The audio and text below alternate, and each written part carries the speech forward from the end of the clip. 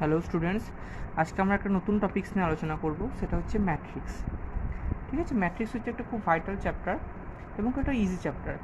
তো প্রথমে আমি শুরু করছি। দেখো, ম্যাট্রিক্সের ডেফিনেশন অর্থাৎ ম্যাট্রিক্সের সংজ্ঞা। ম্যাট্রিক্স কাকে বলে? যখন বিভিন্ন সংখ্যাসমূহকে আমরা কয়েকটা সারি বা স্তম্ভের আকারে সাজাই, তখন সেই সজ্জাকে বা সেই অ্যারেঞ্জমেন্টটাকে আমরা ম্যাট্রিক্স বলে থাকি।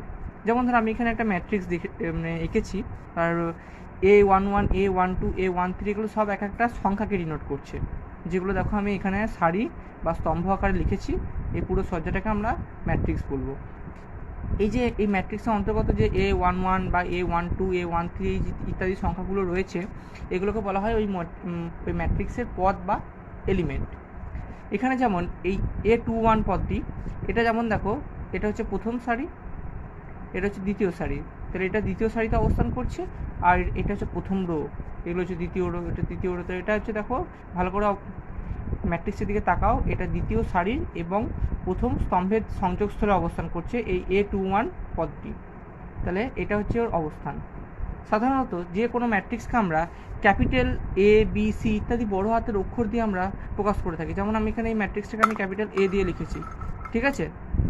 তারপর হচ্ছে ম্যাট্রিক্সের ক্রম অর্থাৎ অর্ডার অফ এ ম্যাট্রিক্স। যদি কোনো ম্যাট্রিক্সকে আমরা মনে করো, সাপোজ কোনো ম্যাট্রিক্সে একটা m সংখ্যক সারি আছে ও n সংখ্যক স্তম্ভ আছে, ঠিক আছে। অর্থাৎ মনে করো, আমি একটা জেনারেল ফর্ম বলছি, যদি কোনো একটা ম্যাট্রিক্সে m সংখ্যক সারি এবং n সংখ্যক স্তম্ভ থাকে, তাহলে ওই ম্যাট্রিক্সটাকে আমরা m ইন্টু n ক্রমের ম্যাট্রিক্স বলবো। অর্থাৎ সেক্ষেত্রে প্রথমটা সারিকে বোঝাচ্ছে, দ্বিতীয়টা স্তম্ভকে বোঝাচ্ছে। যেমন ধরো, এখানে আমি একটা ম্যাট্রিক্স নিয়েছি 7 5 8 4 3 7 5 6 9 1 1 3। এই যে ম্যাট্রিক্সটা নেওয়া আছে, এখানে আমাদের প্রথমে দেখবো এখানে সারি কটা আছে। সারি কটা আছে গুণি। সারি সমান 7 5 1 7 5 8 সরি 4 3 7 5 6 9 1 1 3। এখানে চারটে সারি আছে, তাহলে সারির জায়গা লিখলাম 4। এখানে আমাকে দেখতে হবে স্তম্ভ কটা আছে। 7 5 4 1 একটা স্তম্ভ, 5 3 6 1 সেকেন্ড স্তম্ভ, 8 7 9 3 থার্ড স্তম্ভ। অর্থাৎ স্তম্ভ হচ্ছে এখানে তাহলে তিনটে পেলাম, তাহলে স্তম্ভ সমান 3। তাহলে যদি এর ক্রম জিজ্ঞেস করা হয়, তাহলে কী হবে? ক্রম সমান হচ্ছে 4 ইন্টু 3। 4 ইন্টু 3 ক্রমের ম্যাট্রিক্স বা 4 ইন্টু 3 অর্ডারের ম্যাট্রিক্স বলা হয়। এবার আমরা ম্যাট্রিক্সকে কী দিয়ে প্রকাশ করি দেখো। এবার মনে করো ম্যাট্রিক্সের চিহ্ন, মানে অর্থাৎ ম্যাট্রিক্সকে কোন চিহ্ন দিয়ে রিপ্রেজেন্ট করবো। যেমন আমরা তোমাদের জ্যামিতিতে ত্রিভুজকে আমরা ছোটো ত্রিভুজ সাইন দিয়ে আমরা বোঝাই, যেমন ছোটো ত্রিভুজ, যেমন ত্রিভুজ ABC বা চতুর্ভুজ ABCD, তেমনি ম্যাট্রিক্সের একটা চিহ্ন আছে। কি? কোনো ম্যাট্রিক্সের অন্তর্গত পদগুলো বা এলিমেন্টগুলো লেখার জন্য নিচের এই যে তিনটে সাইনের মধ্যে যে কোনো একটা চিহ্ন ইউজ করা যাবে। এটা হচ্ছে ফার্স্ট ব্র্যাকেট কিংবা থার্ড ব্র্যাকেট কিংবা এরকম দুদিকে লম্বা দাগের মতন, এই ধরনের এই তিনটের মধ্যে যে কোনো একটা চিহ্নকে তুমি ব্যবহার করতে পারো ম্যাট্রিক্সকে লেখার জন্য। এরপরে আমরা যেটা পড়বো সেটা হচ্ছে ম্যাট্রিক্সের প্রকারভেদ, অর্থাৎ টাইপস অফ ম্যাট্রিক্সেস। ম্যাট্রিক্স কত রকমের হতে পারে, আমি দেখো এখানে তোমাদের সুবিধার জন্য একটা ছকের করে আকারে বুঝিয়েছি, আশা করি ভালো করে দেখতে পাবে। এটা হচ্ছে, দেখো ছকের এখানে দেখানো হয়েছে। প্রথমটা হচ্ছে আয়তকার ম্যাট্রিক্স, সেকেন্ড হচ্ছে বর্গ ম্যাট্রিক্স, 3 নম্বর হচ্ছে সারি ম্যাট্রিক্স, 4 নম্বর স্তম্ভ ম্যাট্রিক্স, 5 নম্বর শূন্য ম্যাট্রিক্স, 6 নম্বর কর্ণ ম্যাট্রিক্স, 7 নম্বর স্কেলার ম্যাট্রিক্স, 8 নম্বর একক ম্যাট্রিক্স, 9 নম্বর ঊর্ধ্ব ত্রিভুজ ম্যাট্রিক্স, আর 10 নম্বর হচ্ছে অর্ধ ত্রিভুজ ম্যাট্রিক্স। আরও দুটো রয়েছে, সেটা পরে আমি বলছি।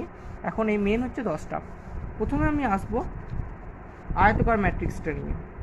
তাহলে মোটামুটি আশা করি তোমরা বুঝতে পেরেছো যে এই যে ম্যাট্রিক্সের প্রকারভেদটা নিয়ে। এবার আমি যেটা আসবো সেটা হচ্ছে আয়তকার ম্যাট্রিক্স।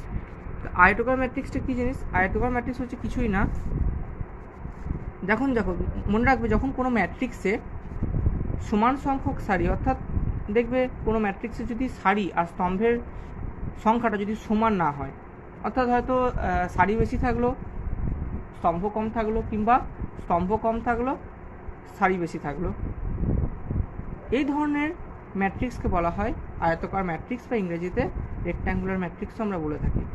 যেমন আমি প্রথমে একটা নিয়েছিলাম উদাহরণ, যখন ম্যাট্রিক্সের ক্রম আমি বোঝাচ্ছিলাম, এখানে সারি ছিল 4টে, স্তম্ভ ছিল 3টে, তাহলে ক্রম হয়ে গেল 4 ইন্টু 3। তাহলে এখানে কিন্তু সমান নয়, সারির সংখ্যা স্তম্ভের সংখ্যা সমান নয়, তাহলে এটাকে আমরা একটা আয়তকার ম্যাট্রিক্স বলতেই পারি। আমি আর একটা উদাহরণ তোমাদের এখানে নিয়েছি, এ সমান 5 4 3 2 1 7। এখানে ভালো করে দেখো, এখানে সারি আছে কিন্তু দুটো, আর ক্রম আছে 3টে, স্তম্ভ। স্তম্ভ আছে 3টে, তাহলে এখানে আমাদের ক্রম কি হলো, ক্রম হচ্ছে 2 × 3, তাহলে এখানে সারি আর স্তম্ভের সংখ্যা সমান নয়, তাহলে এটা একটা আয়তাকার ম্যাট্রিক্স আমরা বলতে পারি। এরপরে আমরা যেটা আসবো সেটা হচ্ছে বর্গ ম্যাট্রিক্সের কথা। তাহলে আয়তাকার ম্যাট্রিক্সটা আশা করি তোমরা ভালো করে বুঝে গেছো। এরপর আমরা যেটা বলবো বর্গ ম্যাট্রিক্স। বর্গ ম্যাট্রিক্সটা কি, যখন কোনো ম্যাট্রিক্সে সমান সংখ্যক সারি ও সমান সংখ্যক স্তম্ভ বর্তমান থাকে তখন সেই ধরনের ম্যাট্রিক্সকে আমরা বর্গ ম্যাট্রিক্স বলে থাকি। এবার অর্থাৎ সেরকম তোমাদের একটা উদাহরণ দিই, তাহলে তোমরা ব্যাপারটা আরও ক্লিয়ার হবে। যেমন ধরো আমি একটা লিখছি 7 4 1 3 8 6 2 5 1। এখানে দেখো, ভালো করে লক্ষ্য করে দেখো এই ম্যাট্রিক্সটার দিকে তাকিয়ে, এখানে সারি আছে 3টে, স্তম্ভও আছে 3টে, তাহলে সারি আর স্তম্ভর সংখ্যা কিন্তু সেম, তাই এই ম্যাট্রিক্সটাকে আমরা বর্গ ম্যাট্রিক্স বলে থাকি, বা ইংরেজিতে একে স্কোয়ার ম্যাট্রিক্স বলা হয়। ঠিক আছে, নেক্সট সারি ম্যাট্রিক্স, যাকে ইংরেজিতে রো ম্যাট্রিক্স বলা হয়। যদি কোনো ম্যাট্রিক্সে একটি মাত্র সারি থাকে, অর্থাৎ যখন কোনো ম্যাট্রিক্সে একটা মাত্র সারি থাকে, সারির সংখ্যা যদি 1 হয়, স্তম্ভ সংখ্যা অন্য হতে পারে, 2ও হতে পারে, 3ও হতে পারে, মানে স্তম্ভের সংখ্যা কোনো স্তম্ভের সংখ্যার উপর ডিপেন্ড করে না, কিন্তু সারি একটাই থাকতে হবে। সারি ম্যাট্রিক্সে সারি একটাই থাকতে হবে, তখন সেই ধরনের ম্যাট্রিক্সকে আমরা সারি ম্যাট্রিক্স বলে থাকি। যেমন তোমাদের একটা উদাহরণ দিচ্ছি, A = 1 6 7। এখানে দেখো তুমি, এখানে এই ম্যাট্রিক্সটার সারি একটাই আছে কিন্তু স্তম্ভ 3টে আছে, তাহলে এর ক্রম কি হচ্ছে 1 × 3। তাহলে এই ধরনের ম্যাট্রিক্সকে আমরা বলবো সারি ম্যাট্রিক্স। এবার আসছি স্তম্ভ ম্যাট্রিক্স, যাকে ইংরেজিতে কলাম ম্যাট্রিক্স বলে থাকে। যদি কোনো ম্যাট্রিক্সে স্তম্ভ একটাই থাকে, অর্থাৎ একটা মাত্র স্তম্ভ থাকে, তখন সেই ধরনের ম্যাট্রিক্সকে স্তম্ভ ম্যাট্রিক্স বা ইংরেজিতে কলাম ম্যাট্রিক্স বলা হয়। আশা করি এটা আমি একটা এক্সাম্পল দিই, অর্থাৎ উদাহরণ দিই, বুঝতে পারবে। 3 4 6, B = 3 4 6 লিখলাম। তাহলে এখানে দেখো, এখানে কিন্তু তুমি যদি সারি খুঁজতে যাও 3টে সারি পাচ্ছ, আর স্তম্ভ কিন্তু একটাই পাচ্ছ, তাই না? তাহলে এটা হচ্ছে কিন্তু 3 × 1, অর্থাৎ সারি 3টে কিন্তু স্তম্ভ একটা। সারি যটা মানে সারির উপর ডিপেন্ডেবল নয়, অ্যাকচুয়ালি এই ম্যাট্রিক্সটা স্তম্ভের উপর ডিপেন্ডেবল। কটা মানে একটা মাত্র স্তম্ভ থাকতেই হবে, তবেই সেই ধরনের ম্যাট্রিক্সকে আমরা স্তম্ভ ম্যাট্রিক্স বলতে পারি। সারির উপর কটা সারি থাকলো সেটা ডিপেন্ডেবল নয়, আসলে আমাদের দেখতে হবে যে কটা স্তম্ভ রয়েছে। নেক্সট আমি বোঝাচ্ছি শূন্য ম্যাট্রিক্স বা জিরো ম্যাট্রিক্স। শূন্য ম্যাট্রিক্স মানে কি, যখন কোনো ম্যাট্রিক্সের প্রত্যেকটা পদের ভ্যালু, অর্থাৎ প্রত্যেকটা পদের মান শূন্য হয়, তখন সেই ধরনের ম্যাট্রিক্সকে আমরা শূন্য ম্যাট্রিক্স বলে থাকি। সেটা যে কোনো একটা তুমি ম্যাট্রিক্স নাও, যদি প্রত্যেকটা পদ শূন্য বলে, আমি যেমন একটা ম্যাট্রিক্স নিচ্ছি 0 0 0 0 0 0, তাহলে এই ম্যাট্রিক্সটা যদি অর্ডার দেখতে যাই 2 × 3 অর্ডারের ম্যাট্রিক্স, অর্থাৎ 2 × 3 ক্রমের ম্যাট্রিক্স। এই ম্যাট্রিক্সে প্রত্যেকটা পদ শূন্য, তাই এই ধরনের ম্যাট্রিক্সকে আমরা শূন্য ম্যাট্রিক্স বলে থাকি। বেশ, তাহলে এরপরে নেক্সট যেটা আসবো 6 নম্বর, সেটা হচ্ছে কর্ণ ম্যাট্রিক্স। কর্ণ ম্যাট্রিক্সটা কি? কর্ণ ম্যাট্রিক্সটা হচ্ছে, যাকে ইংরেজিতে ডায়াগোনাল ম্যাট্রিক্স বলা হয়। এই ম্যাট্রিক্সে প্রারম্ভিক, অর্থাৎ স্টার্টিং যে প্রারম্ভিক কর্ণ বরাবর পদগুলো শূন্য হবে না, কিন্তু অন্য সব পদের মানটা শূন্য হয়ে যাবে, তখন তাকে কর্ণ ম্যাট্রিক্স বলা হয়। অর্থাৎ আমি একটা ম্যাট্রিক্স নিচ্ছি, A =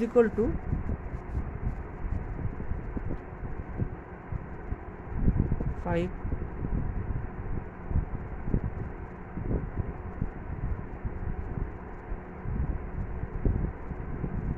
আমি যে ম্যাট্রিক্সটা লিখলাম, এখানে প্রারম্ভিক কর্ণ বরাবর পদগুলো একটা শূন্য নয়, এটা 5, এটা 3, এটা 1, কিন্তু বাকি সমস্ত পদগুলো শূন্য, তাই এই ধরনের ম্যাট্রিক্সকে আমরা একটা ডায়াগোনাল ম্যাট্রিক্স বা কর্ণ ম্যাট্রিক্স বলে থাকি।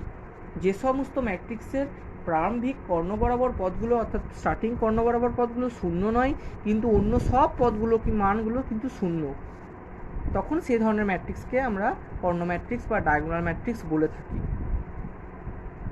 ওকে, নেক্সট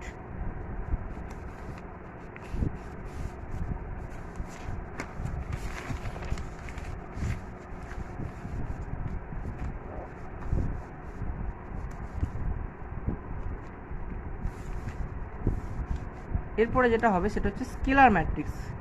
স্কেলার ম্যাট্রিক্স কি? স্কেলার ম্যাট্রিক্সটা ওই পুরোপুরি প্রায় খানিকটা তোমার কর্ণ ম্যাট্রিক্সের মতনই। দেখো, কর্ণ ম্যাট্রিক্সের ক্ষেত্রে কী পড়েছিলাম, কর্ণ বরাবর পদগুলো শূন্য হবে না, এখানেও ঠিক তাই, এখানেও এই এই তোমার কর্ণ, এই সমস্ত কর্ণ ম্যাট্রিক্সে যখন কর্ণ বরাবর পদগুলো সমান হয়ে যাবে তখন সেই ধরনের ম্যাট্রিক্সকে স্কেলার ম্যাট্রিক্স বলবো। মানে তোমাকে একটা উদাহরণ দিয়ে বোঝাচ্ছি, এসব আমরা কর্ণ ম্যাট্রিক্সে কী করেছিলাম, কর্ণ বরাবর পদগুলো সেম থাকতে হবে। তাহলে আমি ধরো 7 7 7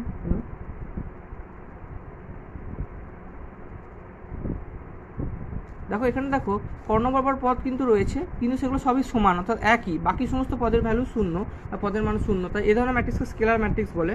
আমি আরেকবার বলে দিচ্ছি, যে সমস্ত কর্ণ ম্যাট্রিক্সের কর্ণ বরাবর পদগুলি একই হয় তখন সেই ধরনের ম্যাট্রিক্সকে আমরা স্কেলার ম্যাট্রিক্স বলে থাকি। ওকে,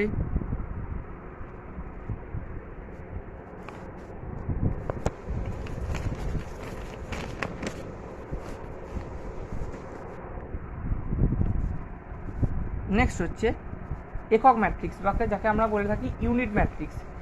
দেখো একক ম্যাট্রিক্স মানে কি, যখন কোনো কর্ণ ম্যাট্রিক্সে, যখন কোনো ডায়াগোনাল ম্যাট্রিক্স বা কর্ণ ম্যাট্রিক্সের তোমার এই প্রারম্ভিক কর্ণ বরাবর পদগুলো এক হবে।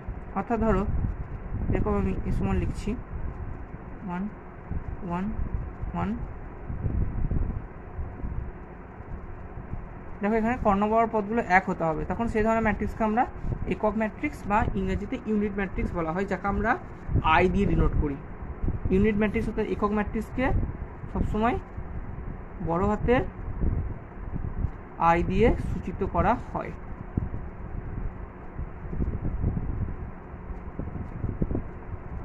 যেমন হচ্ছে অবশ্যই কিন্তু একক ম্যাট্রিক্সটা একটা তোমার বর্গ ম্যাট্রিক্স হতে হবে, অর্থাৎ I2 মানে আমাদের কাছে ডিনোট করা হয় 2x2 ক্রমের একক ম্যাট্রিক্স, I3 মানে ডিনোট করা হয় 3x3 ক্রমের একক ম্যাট্রিক্স। বেশ, তাহলে এটা হয়ে গেল একক ম্যাট্রিক্সের ব্যাপার। এবার আসবো ঊর্ধ্ব ত্রিভুজ ম্যাট্রিক্স বা আপার ট্রায়াঙ্গুলার ম্যাট্রিক্স, ইংরেজিতে যাকে বলে, বাংলায় বলে ঊর্ধ্ব ত্রিভুজ ম্যাট্রিক্স। ঊর্ধ্ব ত্রিভুজ ম্যাট্রিক্স মানে কি, যে বর্গ ম্যাট্রিক্সের, তাহলে এটুকু আমরা বুঝে গেলাম যে ঊর্ধ্ব ত্রিভুজ ম্যাট্রিক্স হওয়ার জন্য অবশ্যই ওটাকে বর্গ ম্যাট্রিক্স হতে হবে, অর্থাৎ ওর মানে যতগুলো সারি থাকবে ঠিক ততগুলো স্তম্ভও থাকতে হবে। বেশ, এই বর্গ ম্যাট্রিক্সে প্রারম্ভিক কর্ণ, এই বর্গ ম্যাট্রিক্সে প্রারম্ভিক কর্ণ বরাবর পদগুলি শূন্য হবে না, কিন্তু প্রারম্ভিক কর্ণটি বর্গ ম্যাট্রিক্সটিকে যে দুটি ত্রিভুজাকৃতির অংশে বিভক্ত করে তার নিম্নাংশের পদগুলি শূন্য হলে তখন তাকে ঊর্ধ্ব ত্রিভুজ ম্যাট্রিক্স বলে। অর্থাৎ মানে এখানে একটা ম্যাট্রিক্স, তুমি যে কোনো একটা ম্যাট্রিক্সের কর্ণ বরাবর কি হয়, যে কোনো একটা, আমি যখন চতুর্ভুজকে আমরা কর্ণ বরাবর ভাঙিয়ে দেখবো ওটা দুটো ত্রিভুজের মতন, মানে দুটো ত্রিভুজ পাওয়া যায়। যেমন ধরো একটা সাপোজ ওটা বোঝায় একটা যখন চতুর্ভুজকে একটা কর্ণ কী করে দুটো ত্রিভুজে ভাগ করে দেয়, তেমনি একটা ম্যাট্রিক্সকে ওর যে প্রারম্ভিক কর্ণটা বরাবর পদগুলো যখন ওটাকে দুটো যে ত্রিভুজাকৃতি অংশে ভাগ করে তার নিম্নাংশের পদগুলো শূন্য হলো, মানে নিচের দিকের যে এলিমেন্টগুলো থাকবে, নিচের দিকে যে পদগুলো থাকবে সেগুলো শূন্য হতে হবে, তখন তাকে ঊর্ধ্ব ত্রিভুজ ম্যাট্রিক্স বলা হয়। যেমন তোমাকে একটা উদাহরণ দিয়ে আরও পরিষ্কার হয়ে যাবে ব্যাপারটা। 7 8 9 একটা নিলাম, 0 3 -5 0 0 4। এখানে দেখো এটা হচ্ছে প্রারম্ভিক কর্ণ বরাবর পদ, এর দুটো পার্টে ভাগ করে দিয়েছে, মানে অর্থাৎ দুটো ত্রিভুজাখণ্ডে ভাগ করেছে। দেখো নিচের মানে অর্থাৎ নিচের দিকে যে নিম্নে যে ত্রিভুজাকৃতি পদগুলো, নিম্নাংশের পদগুলো শূন্য হয়ে গেছে, উপরগুলো শূন্য নয়, তাহলে এটা হচ্ছে ঊর্ধ্ব ত্রিভুজ ম্যাট্রিক্স। আশা করি আমি বোঝাতে পারলাম ঊর্ধ্ব ত্রিভুজ ম্যাট্রিক্সটা। এরপর হচ্ছে অধু ত্রিভুজ ম্যাট্রিক্স, পুরো সেম অর্থাৎ একই। এটা কী হবে, যে বর্গ ম্যাট্রিক্সে কর্ণ বরাবর পদগুলি শূন্য নয় কিন্তু প্রারম্ভিক কর্ণটি বর্গ ম্যাট্রিক্সটিকে যে দুটি ত্রিভুজাকৃতি অংশে বিভক্ত করে এর ঊর্ধ্বাংশের পদগুলো শূন্য হলে, অর্থাৎ নিচের দিকটা শূন্য হবে না, ঊর্ধ্বাংশটা শূন্য হবে, উপরের দিকেও শূন্য হবে, তখন সেই ধরনের ম্যাট্রিক্সকে অধো ত্রিভুজ ম্যাট্রিক্স বা ইংরেজিতে লোয়ার ট্রায়াঙ্গুলার ম্যাট্রিক্স বলা হয়। উদাহরণ দিয়ে বোঝাচ্ছি, যেমন ধরো B সমান 5 0 0 1 8 0 -4 3 9। এখানে দেখো এটা হচ্ছে প্রারম্ভিক কর্ণ বরাবর পথ, একে দুটো ত্রিভুজাকৃতি খণ্ডে ভাগ করা হয়েছে এবং যেটার ঊর্ধ্বাংশের পদগুলো শূন্য, তাহলে এটা হচ্ছে অর্ধ ত্রিভুজ ম্যাট্রিক্স। এবার হচ্ছে ত্রিভুজ ম্যাট্রিক্স, অর্থাৎ যাকে আমরা বলি ট্রায়াঙ্গুলার ম্যাট্রিক্স। ত্রিভুজ ম্যাট্রিক্সে কী হবে, ত্রিভুজ ম্যাট্রিক্সটা সবই সেম। ত্রিভুজ ম্যাট্রিক্সের ক্ষেত্রে খালি যে তোমার যে কর্ণ, মানে তোমার এক্ষেত্রে খালি কর্ণ, মানে প্রারম্ভিক কর্ণ বরাবর পদগুলো শূন্য হয়ে যাবে। মানে কীরকম, যেমন ধরো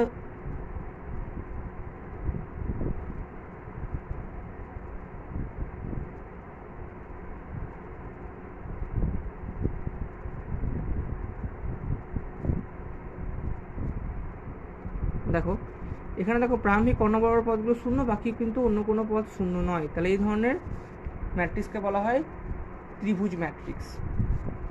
এরপরে আসবো, আমাদের মোটামুটি সব হয়ে গেল। এরপরে যেটা আসছে সেটা হচ্ছে পরিবর্ত ম্যাট্রিক্স, ঠিক আছে, বা ট্রান্সপোজ অফ এ ম্যাট্রিক্স। পরিবর্ত ম্যাট্রিক্সটা কী জিনিস? মনে করো তোমার কাছে একটা m ইন্টু n ক্রমের ম্যাট্রিক্স দেওয়া আছে।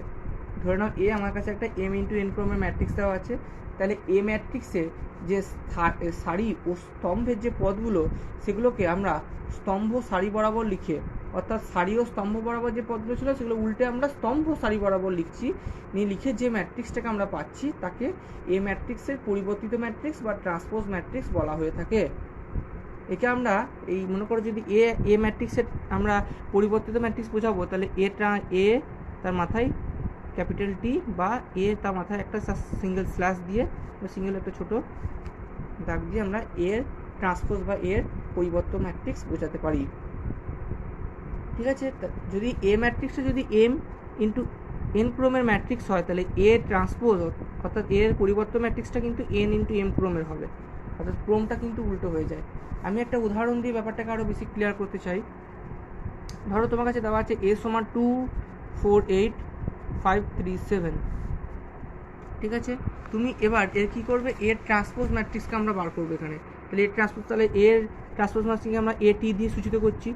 তাহলে এটা কী হবে, এর সারি বরাবর, এর যে তোমার মানে প্রথমে সারি বরাবর পদগুলো স্তম্ভ হয়ে যাবে, আর স্তম্ভ বরাবর পদগুলো সারি হয়ে, তাহলে সারি বরাবর, এখানে সারি বরাবর কী আছে 2 4 8, তাহলে এটাকে আমরা স্তম্ভ করে দিচ্ছি 2 4 8, সারি বরাবর ছিল স্তম্ভ করে দিলাম, এটা সারি বরাবর ছিল স্তম্ভ করে দিলাম 5 3 7। তাহলে এটা আমাদের প্রথমে অর্ডার ছিল 2 ইন্টু 3, এখন এর অর্ডার হয়ে গেল 3 ইন্টু 2। দেখো এর ক্রমটাও চেঞ্জ হয়ে গেল, এই ম্যাট্রিক্সের ক্রমটা পরিবর্তন হয়ে গেল। আর কি হলো বলো, এখানে এই সারি বরাবর পদগুলো স্তম্ভ বরাবর পদে লিখে দিলাম, তাহলে এটা হয়ে গেলো এর পরিবর্তন ম্যাট্রিক্স বা ট্রান্সপোজ ম্যাট্রিক্স। আশা করি বোঝাতে পারলাম। এবার হচ্ছে প্রতিসম ম্যাট্রিক্স। প্রতিসম ম্যাট্রিক্স মানে কি? প্রতিসম ম্যাট্রিক্স মানে হচ্ছে, ধরো তোমার কাছে যদি এ ম্যাট্রিক্স, ধরো তোমার কাছে এ কোনো একটা ম্যাট্রিক্স রয়েছে, ধরো তোমার কাছে এ একটা কোনো ম্যাট্রিক্স রয়েছে, যদি এ ম্যাট্রিক্স আর এর যে ট্রান্সপোজ অর্থাৎ এর যে পরিবর্তন ম্যাট্রিক্স যদি সমান হয়ে যায়, তখন সেই ম্যাট্রিক্সটাকে আমরা বলবো প্রতিসম ম্যাট্রিক্স বা ইংরেজিতে সিমেট্রিক ম্যাট্রিক্স বলা হয়ে থাকে। যদি কোনো ম্যাট্রিক্স তার পরিবর্তিত ম্যাট্রিক্সের সঙ্গে সমান হয়, তখন সেই ম্যাট্রিক্সকে আমরা প্রতিসম ম্যাট্রিক্স বলি। আর যদি কোনো ম্যাট্রিক্স তার পরিবর্তিত ম্যাট্রিক্সের সঙ্গে তার বিপরীত চিহ্নের সঙ্গে সমান হয়ে যায়, তখন সেক্ষেত্রে অর্থাৎ আমি বলতে চাইছি A is equal to minus of A transpose যদি হয়, তখন সেটাকে বলবো বিপ্রতিসম ম্যাট্রিক্স বা ইংরেজিতে বলা হয় স্কিউ সিমেট্রিক ম্যাট্রিক্স। আমি একটা উদাহরণ দিয়ে ব্যাপারটাকে আরও ক্লিয়ার করতে চাইছি।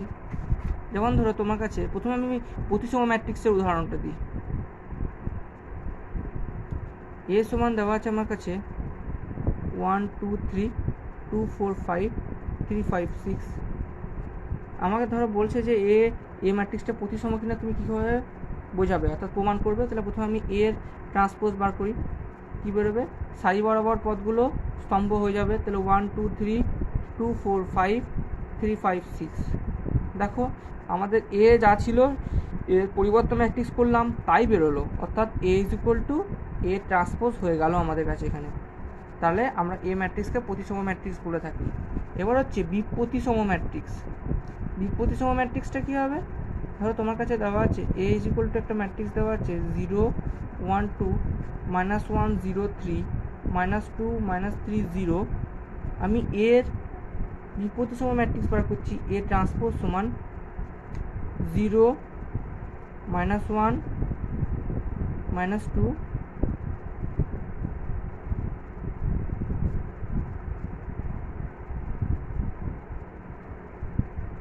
ঠিক আছে, -1 1 0 -1 0 -3 2 3 0।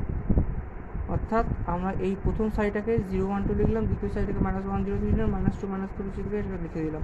তাহলে সারি বরাবর পদগুলোকে স্তম্ভ বরাবর লিখলাম। এবার এখান থেকে একটা মাইনাসটা বার করে নাও, বার করলে কী পড়ে থাকবে, 0 1 2 পড়ে থাকবে, -1 0 3 পড়ে থাকবে, আর -2 -3 জিরো করে থাকবে। আর এটা মানে কি দেখো 0 1 2 -1 0 3 -2 -3 0, এটা মানে তো সে আমাদের এ ম্যাট্রিক্সটা, তাহলে এটা সমান মাইনাস এ আসছে, তার মানে এ ট্রান্সপোজ সমান মাইনাস এ, তার মানে এ সমান হচ্ছে মাইনাস এ ট্রান্সপোজ, তাহলে আসছে তো। তাহলে এখানে এই যে এ ম্যাট্রিক্সটা যেটা হলো সেটা হচ্ছে এর বিপ্রতিসম ম্যাট্রিক্স, আমরা মোটামুটি বুঝে গেলাম। ঠিক আছে, এটা হচ্ছে আমাদের পুরোপুরি প্রতিসম এবং বিপ্রতিসম ম্যাট্রিক্সের পুরো কনসেপ্ট। আশা করি তোমরা ক্লিয়ার হয়েছে তোমাদের।